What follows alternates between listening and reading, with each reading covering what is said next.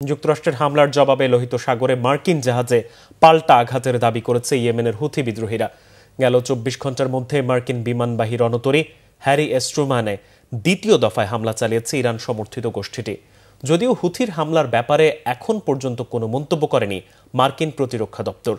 সোমবার আল জাজিরার প্রতিবেদনে বলা হয়, হুথি গোষ্ঠী মার্কিন বিমানবাহী রণতরীতে একাধিক মিসাইল ও ড্রোন হামলা চালিয়েছে।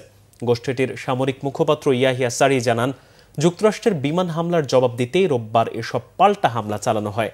এতে মার্কিন জাহাজ ব্যাপক ক্ষতিগ্রস্ত হয়েছে বলে জানায় হুথি বাহিনী। তবে মার্কিন বাহিনী হুথিদের এই দাবি প্রত্যাখ্যান করেছে।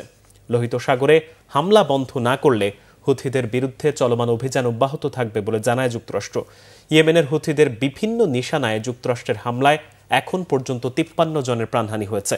এর মধ্যে রয়েছে ৫ শিশু ও ২ নারী। হামলায় আহত হয়েছে শতাধিক। সাধারণ মানুষের মৃত্যু নিয়ে তাৎক্ষণিক মন্তব্য করেনি পেন্টাগন।